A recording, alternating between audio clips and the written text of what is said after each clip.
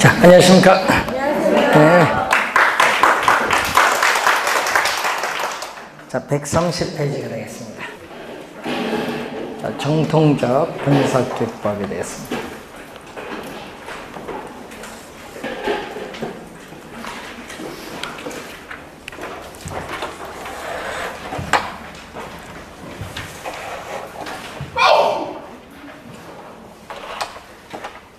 자, 우선은 화폐의 시간 가치를 고려한 방법. 화폐의 시간 가치를 고려한 방법은 할인 기법이죠. 두 용어 다 출제가 되는 용어입니다. 할인 기법이라고 하고, 화폐의 시간 가치를 고려하지 않는 방법을 우리는 비할인 기법이라고 합니다. 비할인 기법. 자, 지금 정통적 분석 기법은 바로 이 비할인 기법이죠. 할인을 하지 않는다. 이 미래에 예상되는 현금 수입과 지출을 현재의 가치로 할인을 하지 않기 때문에 화폐 시간 가치를 고려하지 않는 방법인데, 제일 먼저 나오는 게 정통적 분석 기법입니다. 그리고 어림세법, 이 비율 분석법, 이 세 가지는 화폐 시간 가치를 고려하지 않는 우리 비할인 기법을 말하죠. 자, 그래서 130페이지 보시면 밑에 정통적 분석 기법이 바로 화폐의 시간 가치를 고려하지 않는 방법인데, 자, 여기에 단순은 생략해도 관계없습니다. 단순 회수기간법, 줄여서 간단히 회수기간법이라고 해요. 자, 이 단순 회수기간법과 우리 회계적 이익률법 또는 회계적 수익률법이라고 해요. 이것을 또 평균 이익률법이라고도 또 말을 바꿔서 또 출제하기도 하죠. 회계적 이익률법, 회계적 수익률법 또는 평균 이익률법이라고 합니다. 자, 이때 단순 우리가 회수 기간을 말한 내용이죠. 자, 예를 들어서 우리가 시험 문제 우리가 보면요, 표가 주어질 때는 꼭 영년으로 주어져요. 표 주어질 때 영년이 현재를 말합니다. 현재란 말은 없거든요. 시험에 나올 때 영년으로 주어집니다. 영년은 현재고, 현재 투자한 금액이 얼마냐, 마이너스는 돈이 나간 것, 현금 유출입니다. 그래서 현재 투자한 금액이 3억 원이다, 이런 의미입니다. 자, 그러면 이 투자를 했을 때 1년 차에 1억 원의 현금 수입이 발생하고, 또 2년 차에도 얼마? 1억 원의 현금 수입이 발생하고, 3년 차에도 얼마? 1억 원의 현금 수입이 발생하고, 4년 차에도 얼마? 1억 원이 이렇게 발생했어요. 자, 이렇게 이제 주어졌는데, 자, 그러면은 투자로부터 미래에 예상되는 현금 수입 1, 2, 3 요거 합치면 얼마죠? 3억이죠. 그래서 현재 투자한 금액 3억 원을 회수하는 데 소요되는 기간을 단순 회수기간이라고 하는데, 이 단순 회수기간 몇 년? 3년을 말한다. 그래서 미래에 예상되는 현금 수입을 현재의 가치로 할인하지 않기 때문에 화폐 시간 가치를 고려하지 않는다. 그래서 우선 단순 회수기간인데, 자, 독립적 투자라는 게 있거든요. 독립이라는 것은 어떤 투자안을 의사결정을 했는데 그 결정이 다른 투자안에 영향을 미치지 않는 것. 각각 독립적이다. 의사결정이 다 독립적이다. 그래서 독립적인 우리가 투자안일 경우에는 이 투자안에 있어서의 회수기간, 지금 예를 들어서 몇 년 해놨죠? 3년을 했어요. 이 투자안의 회수 기간이 지금 예를 든 게 3년인데 만약 기업이 설정한 이 목표로 하는 회수 기간을 우리는 5년이라고 본다면은 5년보다 더 빨리 투자한 금액을 회수하기 때문에 투자자 입장에서는 뭘 하죠? 투자를 채택을 하죠. 그런데 이 투자안의 회수 기간이 8년이고 기업이 목표로 하는 회수 기간이 5년이다. 자, 이럴 때는 반대로 뭐가 크죠? 투자안의 회수 기간이 목표로 하는 회수 기간보다 길면요, 미래의 불확실성에 따른 위험이 너무 높기 때문에 이때 투자자 입장에서는 투자를 하려고 하지 않을 것이다, 이 얘기겠죠. 독립적 투자입니다. 자, 그런데 상호 배타적이라는 건 뭐죠? 배타적은 한 투자, 그럼 투자는 여러 개 있는데 한 투자를 결정하면 나머지는 배제하는 거. 그럼 상호 배타적 투자일 경우에는 어느 경우? 이 경우 투자의 회수 기간이 기업이 목표로 하는 회수 기간보다 짧은, 이 짧은 것 중에서도 가장 뭐한 걸 선택한다? 가장 짧은 투자안을 선택을 해요. 가장 짧은 투자안을 선택을 하게 된다는 그런 내용입니다. 자, 여러분 교재에 143페이지에 37번 지문 보시면은 143페이지에 37번 보면 그 해설에 중간에 보면 가장 장기인 투자, 장기가 오타 나오는데 장기가 아니라 가장 짧은 투자안을 선택. 자, 37번 지문에 그 해설에 가장 장기가 아니라 가장 짧은 투자안을 선택. 그거 고쳐주시면 되겠네. 해설에 37번. 자, 우선 이 가장 짧은 투자안을 선택한다는 거예요.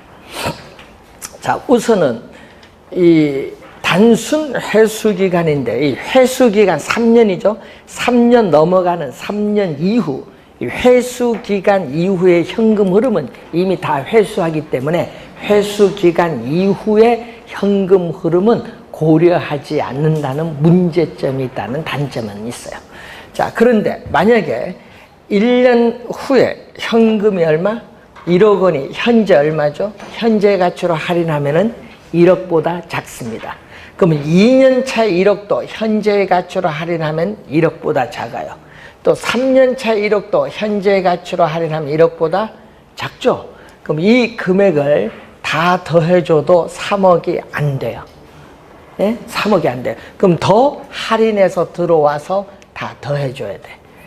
그래서 이 투자로부터 미래에 예상되는 현금의 흐름을 현재 가치로 할인을 해야 돼요. 이 할인을 하는 것은 뭐죠? 현재 가치 또 할인을 한다. 그래서 이것을 현가 회수 기간법인데, 여러분 단수는 생략해도 되는데 현가는 생략하면 안 돼요. 왜? 현재 가치로 뭐 하기 때문에? 할인을 하기 때문에. 그래서 이 현가 회수 기간이라는 것은 미래에 예상되는 현금 수입을 현재 가치로 할인한 다음에 다 더해줘서 현재 투자한 금액 3억 원을 회수하는 데 소요되는 기간이 현가 회수 기간입니다. 그래서 현가 회수 기간법은 화폐 시간 가치를 고려하는 방법인데, 그래서 여러분 17회 시험과 19회 시험 두 번 다 요걸 출제했어요. 화폐 시간 가치를 고려한 방법이냐 고려하지 않느냐, 그 지문. 그래서 주의해 두시고, 단순 회수기간법을 뭐 했다? 보완해서 우리가 나타난 그런 방법인데, 그러면 기간은 어디가 길어요? 단순 회수기간은 몇 년? 3년. 그런데 현가 회수기간은 3년보다 길죠? 3년보다 길잖아요. 4년 차에서도 할인해야 되니까. 그래서 어디가 길다?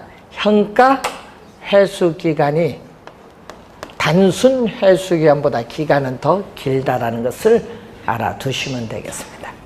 자, 회계적 이익률법. 회계가 들어갔죠. 자, 이 기업의 회계장부상의 수입, 돈 들어오는 수입, 비용, 이걸 가지고 계산한 겁니다. 그래서 이 회계적 이익률 또는 회계적 수익률 또는 다른 말로 평균 이익률이라고 해요. 평균이 왜 들어가냐 하면요, 이게 평균자가 들어가거든요. 회계적 이익률은 연평균 순이익 또는 순수익을 연평균 뭘로? 투자한 금액으로 우리가 나누죠. 이게 회계적 이익률이에요. 그럼 회계적 이익률이 또 기업이 설정한 목표로 하는 이익률이 6%다. 이 6%보다 이게 더 높았다. 그러면 뭐를 해야 돼? 투자가 이루어지겠죠. 그런데 이 목표로 하는 이익률이 회계적 이익률보다 더 높으면은 어떻게 돼? 이때 투자자 입장에서는 투자가 이루어지지 않을 것이다. 독립적인 투자일 경우에 투자 판단 기준입니다.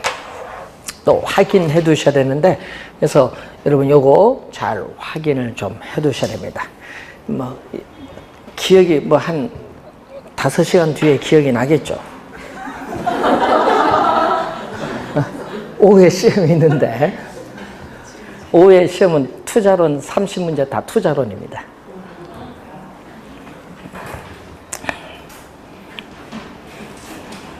기본적 개념이 있잖아요.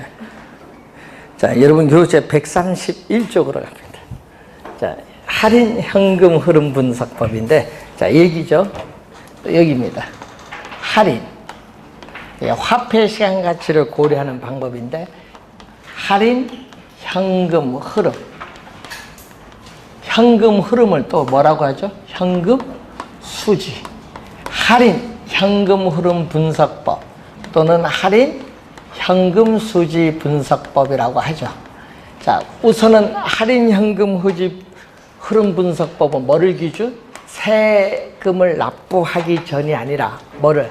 세금을 납부한 이후, 세후 소득. 그럼 여러분들 앞에서 뭐를 배우셨죠? 저번 주에 세후 보유기간 동안 영업의 현금 흐름의 세후 현금 수지, 또 처분 시에 세후 지분 복귀액을 배우셨어요. 그래서 항상 뭐를 기준? 세후 소득 기준에서 계산을 하고, 문제는 할인 현금 흐름 분석법은 부동산을 취득을 해서 처분할 때까지 모든 현금 흐름을 다 계산합니다. 그래서 전체 투자 기간, 전체 투자 기간 동안의 현금 흐름을 반영한다. 전체 투자 기간 동안의 현금 흐름을 반영하고 있다. 즉 무슨 얘기냐? 보유 기간 동안에 여러분 임대료 수입을 계산하는 소득 이득도 반영하지만 처분 시에 부동산 가격 상승에 따른 이득, 이 자본 이득도 어떻게 돼요? 우리는 다 고려해서 계산을 합니다. 그래서 투자안을 정밀하게 계산해서 분석할 때는 뭐를 이용한다? 할인 현금 흐름 분석법을 적용합니다. 자, 3가지가 있어요. 자, 순현재 가치법, 수익성 지수법, 내부 승률법인데, 여러분 최근 시험 4년 동안 25, 6, 7, 8, 1대 0 올 때 보면요, 계산 문제가 아니라 최근에는 다 이론으로 출제하고 있어요. 왜냐? 여러분 계산 문제 못 푼 걸 아니까 전부 이론으로. 그런데 이걸 포기하신 분이 있더라고요. 작년에 할인 현금 흐름 분석법 2문제 다 이론입니다. 계산 문제 안 냈어요. 작년 2문제 다 이론 냈어요. 근데 이론인데 답은 다 보였어요. 그러니까 여러분이 뭘 한다? 투자론 대부분 학생들 포기하는 걸 알고 이론으로 작년에 출제를 해버렸어요. 응? 그래서 최근에 계속 이론으로 출제합니다. 예. 그래서 좀 기본 개념 나오면 개념을 묻잖아요. 기본 개념, 공식 개념. 공식 개념은 암기를 해두셔야 돼. 그래서 자, 제일 먼저 나오는 게 순현재 가치법. 자, 순현재 가치법을 우리 뭐라고 하죠? 순현가. 줄여서 순현가. 수는 네트거든요. 네트, 프레젠트 밸류, NPV. NPV법이라고 해요. 순현재가치법. 네, NPV법이라고 합니다. 자, 개념을 한번 볼까요? 여러분 교재 그 개념을 보면은 부동산 투자로부터 장래 예상되는 세후죠. 아까 얘기했지만 세후 소득의 현재 가치의 합계와 처음에 투자 비용으로 지출한 지분입니다. 지분의 현재 가치 합계를 서로 비교해서 투자 결정을 하게 돼요. 그 개념을 수식으로 한번 적습니다. 지금 설명한 개념 수식인데 여러분 하여튼 이 수식 요거는 당연히 올해도 출제하겠죠. 작년 시험에 이 수식 지금 적는 수식이 정답 지문입니다. 말로 출제했어요. 정답. 다음 우리 용어 설명조 옳은 거 했을 때 5개 용어 중에 순형가가 정답이었어요. 그러니까 여러분 개념은 그래서 정확하게 자 우선은 작년 출제된 지문을 보면은 부동산 투자로부터 장래 예상되는 현금 유입의 뭐죠? 현재의 가치. 자 현금 유입에 있어서의 현재의 가치를 우리는 PV라고 하고 또 우리는 장래 예상되는 현금 유출에 있어서의 현재 가치를 현재 투자한 금액 I라고 하는데 자 이것을 뭐 해줘야 돼요? 빼줘야 된 거죠. 여기서 이걸 뺀 것을 순현가라고 한다. 작년의 정답 지문. 그런데 항상 시험 문제 풀 때는 가끔 문제 요걸 빼버리잖아요. 현가를 빼서 출제하는 경우도 있어요. 그냥 뭐에서 현금 유입은 수입이거든요.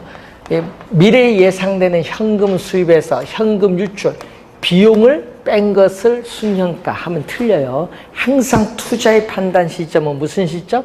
현재 시점. 그래서 요거죠. 부동산 투자로부터 미래에 예상되는 현금 유입과 현금 유출을 현재의 가치로 할인해서 판단을 해야 돼요. 항상 현재 시점에서 투자 판단한다. 기억해 두시고 그럼 할인율은 뭐죠? 할인율은 미래에 예상되는 현금 유입과 현금 유출을 현재의 가치로 할인할 때 할인율로서 자본 비용이죠. 자본 비용이 뭐죠? 시장 이자율인 요구 수익률을 사용한다. 작년, 재작년 또 2년 연속 또 출제를 지문상 했죠. 요구 수익률입니다.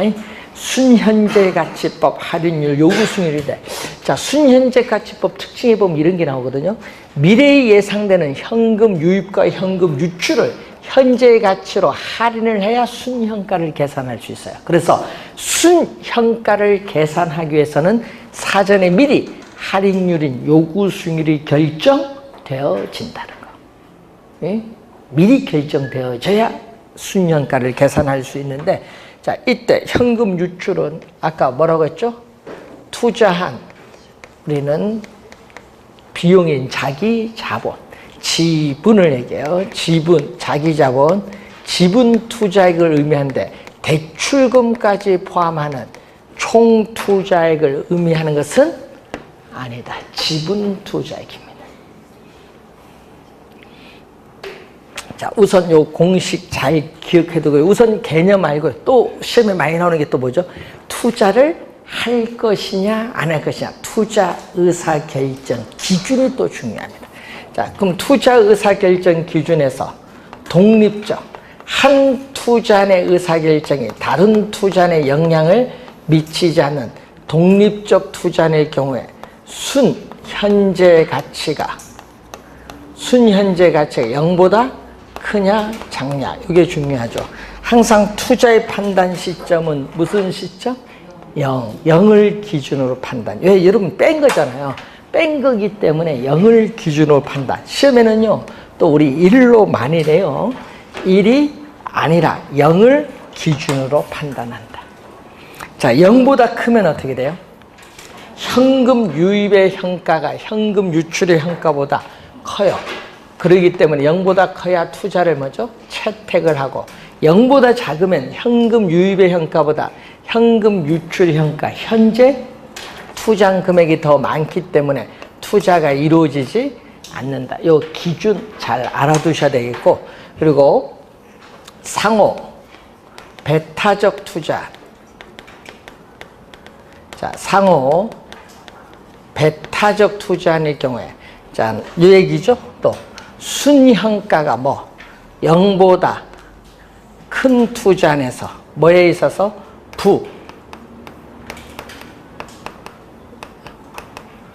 투자자의 재산이죠. 부의 극대화 원칙에 따라서 순형가가 0보다 큰 투자를 선택하는 투자안 중에서도 순형가가 뭐한 걸 선택한다?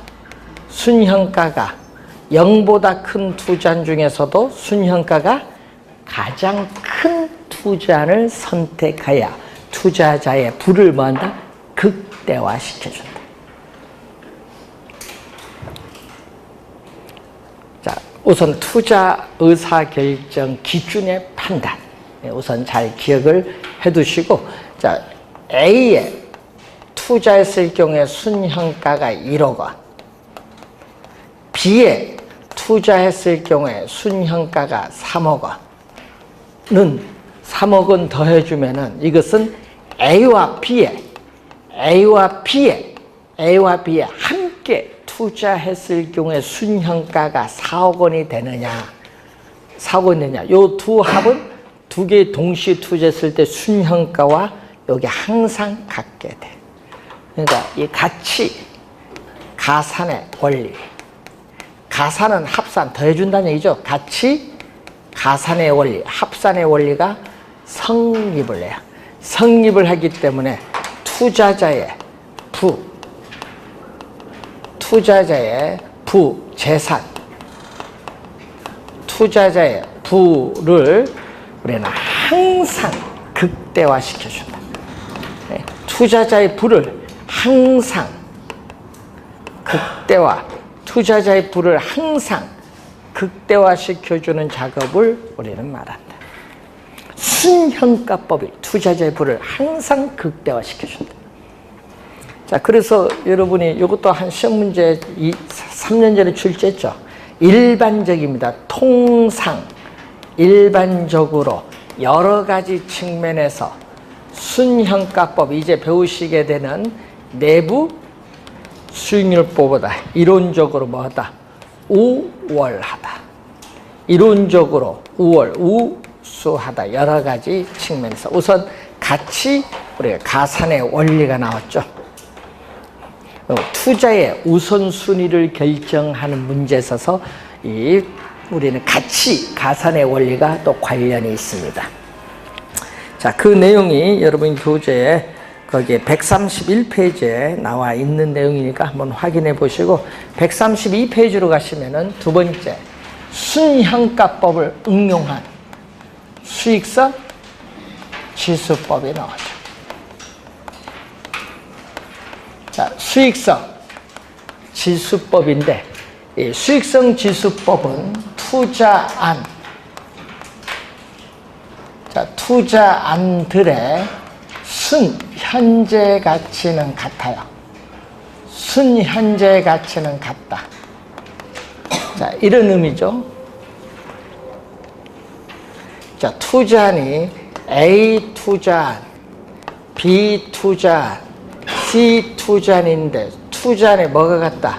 순현재 가치가 예를 들어서 전부 1억 원이다. 여러분 1억 원은 다 뭐보다 커요? 1억 원은 전부 0보다 크니까 순형가가 0보다 크면 다 투자를 선택을 해요. 그럼 세 개 다 투자를 할 수 있어요. 근데 여러분은 어느 것을 선택할 거냐? 다 1억 원이니까 판단이 어려워요. 순형가가 가장 큰 걸 선택하면 되는데 순형가가 똑같으면 판단이 어려워요. 이때 뭐가 다른 경우에 투자 금액이 다르다. 그래서 우리는 투자 순형가는 같은데 이 투자 금액이 다를 경우에 뭐를 적용한다? 수익성 지수법을 적용한다. 그러면 얼마? A는 얼마? 예를 들어서 10억 원을 투자했고 B는 15억 원을 투자했고 C는 20억 원을 투자하면은 여러분은 어느 걸 선택하겠어요? 당연히 투자 금액이 가장 적은 A를 상식적으로 선택을 하겠죠. 그럼 그걸 왜 선택하냐? 그걸 이제 계산을 여러분 나중에 해보면 돼요. 뭐를? 요걸 계산해 보면 돼. 수익성 지수. 자, P, I가 주어졌는데, 자, 수익성 지수는 또 공식이 나왔죠. 개념이 나오면 이 개념 반드시 암기해야 돼요. 그러면 작년 시험에는 뭐가 정답? 순현가 수식, 요 수식이 정답. 그럼 올해는 이 수식을 정답을 물을 확률이 거의 많다는 얘기예요. 그러면 현금 유입에 있어서의 현재 가치를 뭘로? 현금 유출의 현재 가치. 현재 투자한 금액이죠. 그래서 현재 투자한 금액이기 때문에 현재 투자한 금액 1원, 현재 투자한 금액 1원당 미래에 예상되는 현금 유입의 현가가 얼마냐. 이렇게 분모 분자 비율로 주어졌죠. 분모 분자 비율로 주어질 때는 뭐를 기준?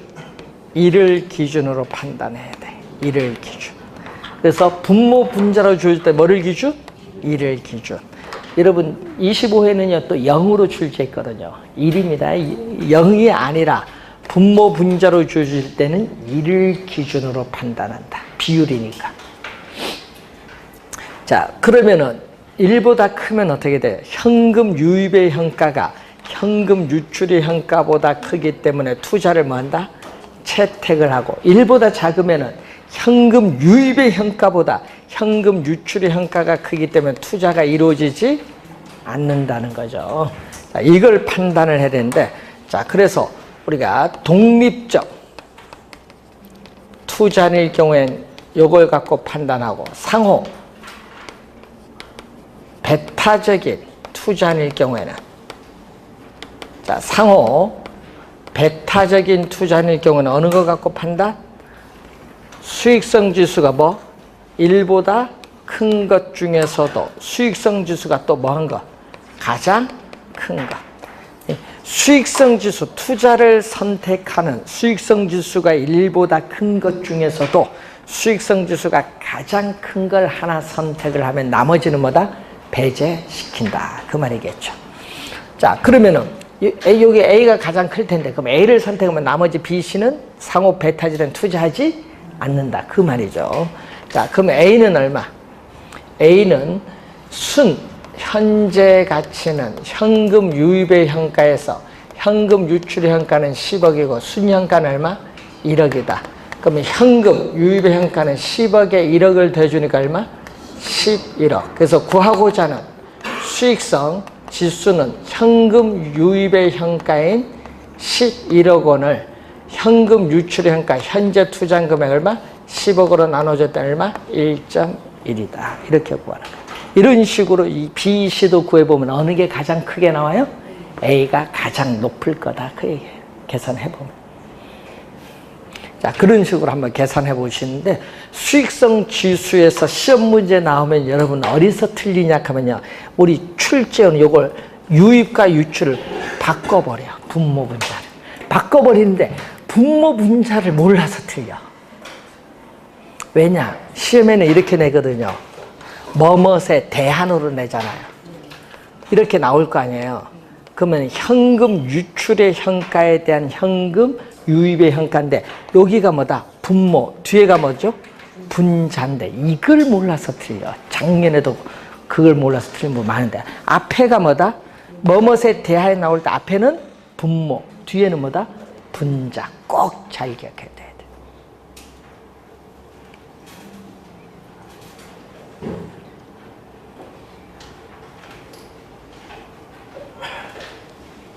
뭐 11월부터 들으신 분들은 용어가, 예? 벌써 4번 들으면 이제 귀에 좀 용어가 이제, 이제 좀 들어봤다 이렇게 나오면. 여러분 대학교에서도요, 예? 대학생들, 저들 강의를 대학교에서, 대학교는 파워포인트 강의하다 보니까 워낙 빨리 진행을 해요. 대학교재는 5권, 4, 5권 수업합니다. 한 권갖고 안 해. 보충교재가 있어. 공부해놨냐고. 학생들 죽어나지. 하루에 수업 들으면 일주일 내에 200페이지 읽고 와야 되는데, 뭘로? 파워포인트로 빨리빨리 지나가요. 오케이? 딱 불러서, 오케이? 딱딱 물어서 빨리빨리 지나갑니다. 공부 안 하면 그냥. 근데 그래서 대학생들도 이쪽에 우리 시험에 내면요, 거의 점수가 100점 만점에 거의 50점 미만이야. 간신히 F를 면할 정도 막 나오는 거야. 여러분은 대학생보다 머리 더 안 좋아요. 왜 안 좋냐? 대학교 머리 못 따라가, 여러분은. 대학생 머리를. 왜? 듣는 순간 잊어버리는데. 그러니까 여러분, 이게 기억의 망각 곡선이 여러분 더 심해요.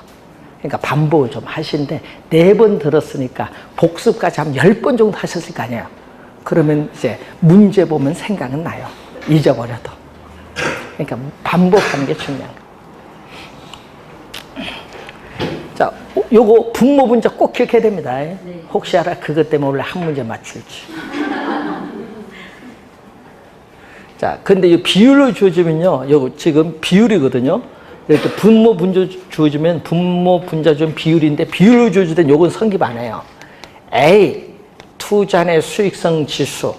그리고 B, 투자의 수익성 지수. A가 1.2, B가 1.3 나왔다. 그럼 더해주면은 A와 B의 함께 투자했을 때 수익성 지수 2.5가 되느냐. 이게 안 돼. 비율로 주어질 때는. 뭐가 성립하지 않아요? 가치, 가산의 원리가 성립을 하지 않아요. 왜? 비율로 주어지면 성립을 안 해. 금액으로 주어져야 성립하지. 이렇게 비율로 주어졌을 경우 1.2는 100 곱하기 120%예요. 그러니까 비율로 주어지면 성립하지 않습니다. 그걸 좀 염두에 좀 두시고, 할인율은 또 뭘 적용해? 이것도 저거 응용했잖아요. 응용했기 때문에 당연히 여기도 할인율로서 뭐를? 요구 수익률을 사용한다. 자, 우선 수익성 지수법 했고, 그 다음에 내부 수익률법을 합니다. 세 번째, 내부 수익률법의 개념은, 자, 내부 수익률법의 개념은 투자에 대한 뭐와? 내부 수익률. 투자에 대한 내부 수익률과 요구 수익률을 비교해서 투자 결정을 하는 방법을 내부 수익률법.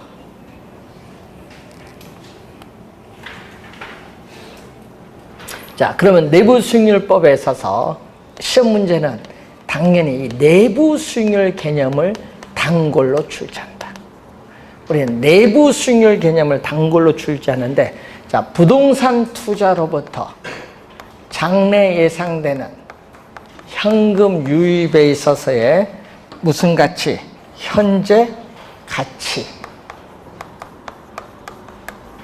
PV와 또 현금 유출에 있어서의 또 현재, 항상 투자의 판단 시점은 무슨 시점? 현재 시점이거든요. 요것을 서로 뭐 한다? 같게. 이걸 서로 같게 만드는 할인율을 내부 수익률. 서로 같게 만드는 할인율이 내부 수익률이기 때문에 또 할인율로서 뭐를 사용한다? 내부 수익률. 또 작년, 재작년 또 계속 또 출제되었죠. 요 할인율로서 내부 수익률.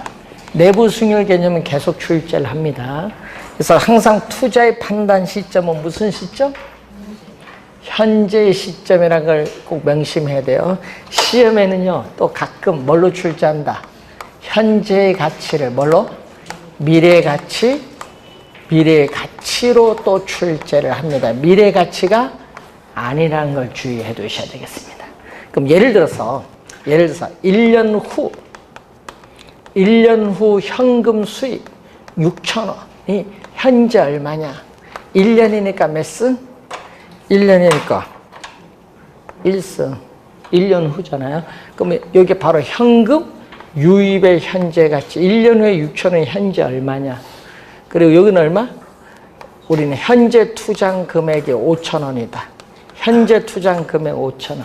그러면 현금 유입의 현가와 현금 유출의 현가를 서로 뭐다? 같게 만드는 요 할인율. 같게 만드는 요 할인율, 요 M을 우리 뭐라고 하죠? 내부 수익률. 그래서 할인율로서 내부 수익률을 사용합니다. 현금 유입의 현재 가치와 현금 유출의 현재 가치를 서로 같게 만드는 이 할인율 M을 내부 수익률이라고 한다. 그래서 이걸 풀면 돼요. 양변에 뭐를 곱해주면 돼? 1 플러스 M. 분모를 없애기 위해서 1 플러스 M을 양변에 곱해줘서 괄호 풀고 계산하면 돼요. 자, 내부 수익률은 퍼센티지 개념으로 가기 때문에 뭐를 곱해줘야 돼? 나중에 100을 곱해주면 몇 퍼센티지가 나옵니다. 자, 요거 두 개가 같으면 어떻게 돼요? 두 개가 같으면 순 현재 가치는 얼마? 순 현재 가치는 PV에서 I를 뺀 건데 두 개가 서로 같으면 순현가는 얼마가 된다? 제로. 순현가가 0이 될 때, 순현가가 0이 될 때 내부 수익률과 요구 수익률은 서로 뭐하다? 같다. 순현가가 0이 될 때 내부 수익률과 요구 수익률은 서로 같다. 순현가를 0으로 만드는 할인율. 그러면 또 수익성 지수는 PV를 I로 나눠주는데 또 서로 같으니까 또 얼마? 1로 만드는 할인율. 그래서 여러분 또 시험 문제 2년 전에 요걸 출제했거든요. 순현가가 제로이면 가정을 했어요. 뭐뭐이면 가정. 순현가가 0이라는 것은 PV와 I가 서로 같다. 같으면은 수익성 지수는 얼마? 1이 된다. 이걸 2년 전에 출제. 그러면 다음에는 요것도 성립하겠네. 그럼 수익성 지수가 1이면 요게 1이 된다는 건 요 두 개가 서로 같다. 그럼 당연히 순현가도 뭐가 돼요? 0이 된다. 네? 역수도 성립해요. 자, 그리고 요구 수익률은, 자, 투자이론에서의 요구 수익률은 투자한 바깥 외부입니다. 투자한 바깥 외부에서 주어진 수익률이고, 이 내부 수익률은 내부가 들어갔잖아요. 투자한 그 자체, 내부라는 의미는 투자한 그 자체 내부예요. 외부가 아니라 투자한 그 자체 내부에서 장래, 투자한 그 자체 내부에서 장래 예상되는 기대 수익률로서 연평균 수익률을 말합니다. 투자한 그 자체에서 장래 예상되는 기대 수익률이면서 연평균 수익률이 바로 내부 수익률. 기대 수익률입니다. 자, 그러면 내부 수익률이 기대 수익률이니까 내부 수익률이 기대 수익률과 시장 이자율, 자본 비용인 요구 수익률과 서로 뭐 한다? 비교를 해야겠죠. 비교를 했을 때 뭐가 이게 0보다 크냐 작냐가 죽죠. 내부 수익률이 0보다 크면 기대 수익률이 시장 이자율 요구 수익률보다 크면은 투자가 이루어지겠고 작으면 투자가 이루어지지 않는다. 독립적인 투자의 경우에 그렇죠. 자, 그러면 상호 배타적 투자일 경우는 어떻게 돼요? 상호 배타적 투자일 경우에 뭐보다 내부 수익률이 요구 수익률보다 큰 투자 중에서도 뭐가 내부 수익률이 가장 큰 내부 수익률이 요구 수익률보다 큰 투자한 중에서도 내부 수익률인 기대 수익률이 가장 큰 투자를 선택하면 돼요. 상호 뭐일 경우에? 배타적 투자일 경우에. 자, 그런데 문제는 A 투자의 내부 수익률이 10%, 내부 수익률, B 또 수익률로 나오잖아. 내부 수익률, B 투자의 내부 수익률이 20%면요. 더해준 게 30%가 되냐. 즉 A와 B에 함께 투자했을 경우에 내부 수익률이 30%가 되는 것은 아니다. 10몇 프로가 나와요. 또 뭐가 성립하지 않는다? 가치 가산의 원리가 성립하지 않기 때문에 투자자의 부를 항상 극대화시켜주는 것은 아니라는 거. 그래서 여러분이 내부 수익률법보다 그래서 순현가법이 이론적으로 원래요. 또 중요한 건 요거거든요. 자, 여기 지금 1승인데 만약에 여기 1년 후가 아니라 3년 후면 여기 몇 제곱?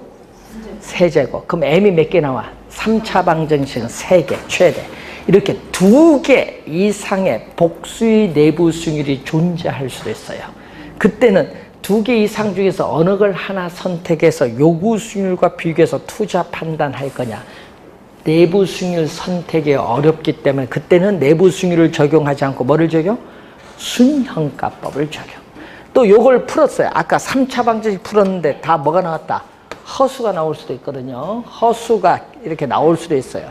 그래서 내부 수익률이 존재하지 않을 수도 있다. 그 말은 이 허수가 나온다는 얘기인데 내부 수익률이 존재하지 않으면 요구 수익률과 비교가 어렵기 때문에 그때는 또 내부 수익률을 적용하지 못하고 뭐를 적용? 순형가법을 적용. 그래서 순형가법이 내부 수익률보다 여러 가지 측면에서 이론적으로 뭐하다? 우수하다. 이런 얘기. 자, 우선 개념은 잘 냅니다. 개념. 올해도 개념이 중요합니다.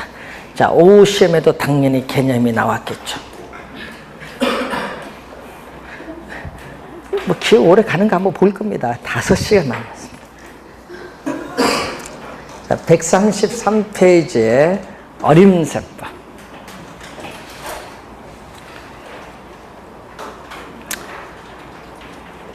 자, 어림세법은 어림잡아 얼마라고 우리 얘기를 많이 해요. 어림잡아 얼마. 그러니까 여러분 이 소규모 부동산 정밀하게 분석을 하는 것이 아니라 이 현금 수입과 지출이 변동이 거의 없는 소규모 부동산에 적용을 하는데 말 그대로 간단하게 분석할 때 어림잡아 얼마 우리 대충 계산하자 이런 얘기죠. 그래서 요거는 전체 투자 기간을 분석하는 것이 아니라 투자 뭐만 분석해? 첫 해만 따져보는 거예요. 투자 첫 해에 현금 수지만을 대상으로 하는 거예요. 투자 첫 해. 예. 그러니까 여러분 요 간단하게 분석할 때 이용을 하거든요. 첫 해만 따지는 것은. 예. 그래서 요즘 우리 뉴스에 많이 나오는 요즘 뭐 많이 나오죠? 우리 삼성 바이오로직스 바이오 많이 나오는데 뉴스에 그것은 2015년 한 해만 따지니까 문제가 생기는 거야. 왜? 그게 회계는 영속성이니까 과거로부터 들어온 게 왜 그때 판단이 그렇게 됐느냐? 과거로부터 분석이 들어와야지. 그러니까 문제가 생기는 거야. 왜? 예? 금융감독원은 현재만 분석하고 우리는 과거까지 가자 이거지. 과거로부터 왜 이런 판단이 나왔느냐? 회사 입장에서 과거로 가는 건데 어느 한 시점만 따서 딱 분석하니까 문제 생기는 거지. 그러니까 뭐다? 그거는 국제 회계 기준에 어긋난다. 그래서 과거까지 따지자 이거야. 그 얘기예요. 그래서 항상 그건 정밀하게 분석하는 거 아니잖아요. 몇 조를 왔다 갔다 하면 정밀하게 분석해야지. 그러니까 첫 해만 따지면 안 돼. 이건 간단하게 분석할 때 하는 거지. 그래서 여러분 이런 건 오류가 많이 발생해요. 큰 규모의 부동산에서는. 그래서 아까 있죠. 소규모 부동산일 때 이렇게 간단한 거 분석하지. 정밀하게 분석은 안 돼요. 그래서 따질 때 뭐를 따져요? 간단하게 분석을 할 때 현금 수입과 지출의 변동이 뭐가 있어요? 승수법이 있고 또 수익률법. 그러니까 이 첫 해만 따지니까 계산도 뭐해? 간단하겠지. 첫 해만, 그 첫 해 요것만 보면 되니까. 첫 해 1년 동안만 보면 되니까. 그래서 승수법은 개념이, 승수의 개념이 뭐냐? 투자한 금액입니다. 이 투자한 금액을, 수익을 가지고 회수하는 데 소요되는 기간인데 이 소요되는 기간은 길수록 좋을까요? 짧을수록 좋을까요? 짧을수록. 그러니까 승수값은 뭐예요? 작을수록 유리해요. 투자자 입장에서는. 반대로 수익률은 퍼센티지로 가는 건데 투자한 금액 대비 뭐와 수익과의 비율인데 당연히 수익률은 뭘수록 높을수록 유리하겠죠. 그런데 요 두 가지를 곱해주면 얼마? 두 개를 곱해주면 1. 그래서 승수와 수익률은 서로 어떤 관계에 있다? 역수 관계에 있다라는 거. 자, 여러분 우리 저번 주에 마지막 시간에 배우셨던 용어 중에 조, 순, 전, 후 마지막 시간. 조는 가능조소득, 유효조소득 두 가지가 있어요. 그래서 조, 소득, 승수, 또 순, 소득, 승수. 전은 세전, 현금, 수지, 승수. 후는 세후, 현금, 수지, 승수 이렇게 주어졌는데, 자, 여러분이 조수는요, 가능조소득, 유효조소득, 순영업소득은 전부 뭐를? 총투자금액, 총투자금액에 대한 대가예요.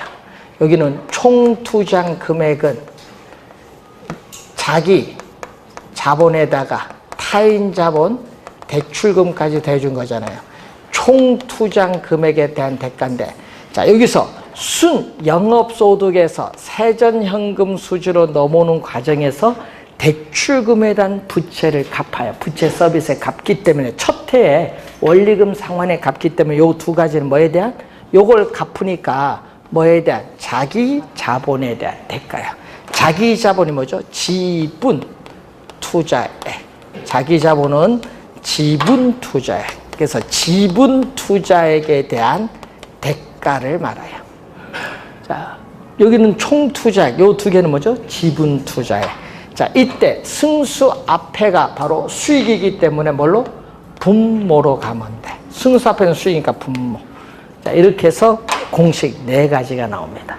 자, 총투자 금액이 10억인데 총소득이 2억이다. 그러면 총투자 금액 10억을 가지고 총소득 어떻게 총투자 금액 10억 원을 2억 가지고 회수하는데 몇 년 소요? 5년 소요된다. 그럼 총투자 금액 10억을 우리 소득을 구하기 위해서는 총소득에서 뭐를? 비용, 영업경비 비용을 지출 빼줘야죠. 뺐더니 1억 원이 나왔다. 그러면은 총투자 금액을 순영업소득 1억 가지고 회수하는데 10년 소요되는데, 순소득 승수가 총소득 승수보다 크고, 이때 순소득 승수를 뭐라고 하죠? 총투자 금액을 순영업소득 가지고 회수하는 데 소요되는 기간을 자본 회수 기간이라고 한다. 자본 회수 기간. 자, 여기는 총투자 금액에서 대출금 타인 자본이 5억이면 지분 투자액은 얼마? 5억. 5억 빼니까. 그러면은 순영업소득에서 대출금에 대한 원리금 상환에 5천만 원 갚으면은 얼마 나와요? 세전현금 수지는 5천만 원. 5억을 5천만 원 가지고 회수하는데 몇 년? 10년 소요된다. 그리고 5억을 세전에서 세후 소득세를 납부했더니 세후 현금 수지는 2,500만 원이다. 그럼 얼마? 5억 원을 2,500만 원 가지고 회수했는데 20년 소요된다. 어디가 크다 또? 세후. 지분 투자액이 동일할 땐 세후가 세전보다 크고, 총 투자액이 동일할 때는 순소득이 조소득보다 크다는 것을 잘 이거 확인해 두시면 되겠습니다. 자, 우선 여기에서 역수 관계가 나오죠. 자, 역수는 얼마? 역수. 조소득 승수의 역수는 비율분석법에 보면은, 비율분석법 거기에 보면 한 6, 7번 가면 어딘 거 나오죠. 총자산 회전율이 나와요. 총자산 회전율은 투자 대 총자산, 총 투자 금액에 대한 뭐의 비율? 조소득 또는 총소득인데, 시험에는요 순영업소득으로 잘 내고요, 또 세전은 24에는 세전 현금 수지로 출제했었죠. 조소득인데 역수.